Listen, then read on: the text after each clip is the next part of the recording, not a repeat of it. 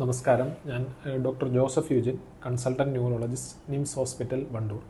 ഞാനിന്ന് ഇവിടെ സംസാരിക്കാൻ പോകുന്നത് എപ്പിലെപ്സി അഥവാ അപസ്മാരം എന്ന വിഷയത്തെക്കുറിച്ചാണ്. നമുക്കെല്ലാവർക്കും അറിയാവുന്നതുപോലെ നവംബർ 17 നാഷണൽ എപ്പിലെപ്സി ഡേ ആയിട്ട് ആചരിക്കുന്നുണ്ട്. ഇത് നമ്മൾ ആചരിക്കുന്നത് പൊതുസമൂഹത്തിനിടയിൽ എപ്പിലെപ്സി അഥവാ അപസ്മാരത്തെക്കുറിച്ച് അവബോധവും ഉണ്ടാക്കുന്നതിന് വേണ്ടിയാണ്. എപ്പിലെപ്സി അഥവാ അപസ്മാരം എന്ന് പറയുന്നത് തലച്ചോറിലെ നാഡീഞരമ്പുകളിൽ ഉണ്ടാകുന്ന അനിയന്ത്രിതമായ വൈദ്യുതി പ്രവാഹം മൂലം ഉണ്ടാകുന്ന ബുദ്ധിമുട്ടിനെയാണ്. സാധാരണഗതിയിൽ രണ്ട് ടൈപ്പായിട്ടാണ് എപ്പിലെപ്സി നമ്മൾ ക്ലാസിഫൈ ചെയ്യുന്നത്.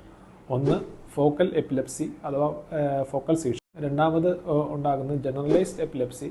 തലച്ചോറിൻ്റെ രണ്ട് ഹെമിസ്ഫിയറിൽ നിന്നും ഒരേ സമയത്ത് ഉണ്ടാകുന്ന അനിയന്ത്രിതമായ വൈദ്യുതി പ്രവാഹം മൂലം ഉണ്ടാകുന്ന ബുദ്ധിമുട്ടുകളാണ്.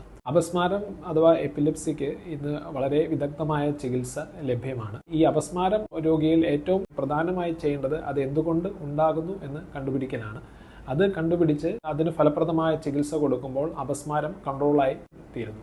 ഇന്നത്തെ കാലഘട്ടത്തിൽ ഒരു അപസ്മാര രോഗിക്ക് വളരെ ഫലപ്രദമായ ചികിത്സാ രീതികൾ ലഭ്യമാണ്. അതുമൂലം അവർക്ക് വളരെ നോർമലായിട്ടുള്ള ഒരു ജീവിതം നയിക്കാൻ സാധ്യമാകും.